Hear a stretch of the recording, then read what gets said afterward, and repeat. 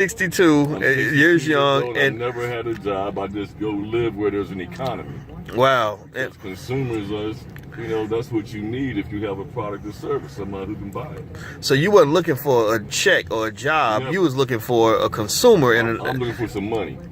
All right. So, and you learned at an early age that you don't need a job to get money. Well, I saw my dad, who was a strong Leo man, worked at the steel mill. And what happened was they laid everybody off when the Vietnam War went over, and all these men became punks and weak, and the women were taking care of them. And I said to myself, man, I'm not going to give nobody a chance to fire me. Wow. And I'm not going to do it, because it broke my heart to see my dad, become this, because all he knew was steel. He didn't know anything. They didn't train him to do anything else. And he died early at 55. I mean, it really. Oh, man. That's when the wino got started, because all these guys who got laid off would just sit around drinking wine and playing checkers, and you know what I'm saying? Right. Wow. And just giving up on life because they didn't know what else to do. Wow. So for you, being an entrepreneur wasn't just about money; it was about preserving your manhood. Yeah, man. I'm not a good man. I can't work for nobody. I love it. I can't have a boss. All right, man. I love it. My kids got something to do. I want to go see it. I don't need to go to nobody to ask for permission. Right on.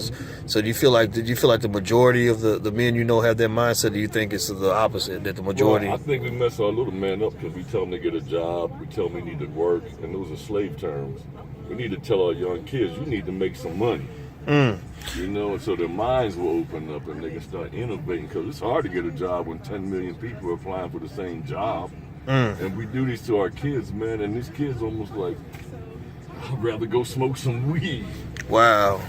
Than try to compete with a bunch of everybody with applications standing in line for 2 or 3 days, you know what I mean? And they could have been using that same time to go out here and wash windows or clean cars. I know a guy at the car wash up here makes $400 a day. He just sits out there. People come consumers who don't want to clean their own car.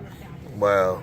And he makes about $20 a car, and he's making $400 a day. He don't have no overhead, but you just got to make money so that we can free our mind. Wow. Because work and job are slave words. That's what slaves do.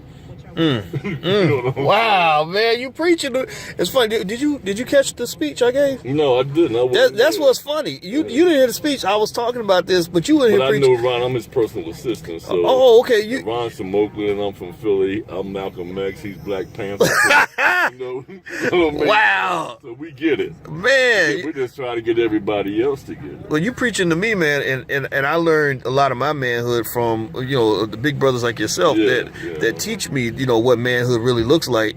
We don't. If you don't mind, please.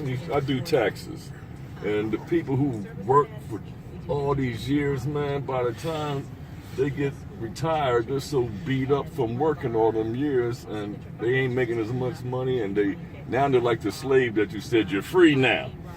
And then you tell the retired person, you're free now, you ain't got to work no more.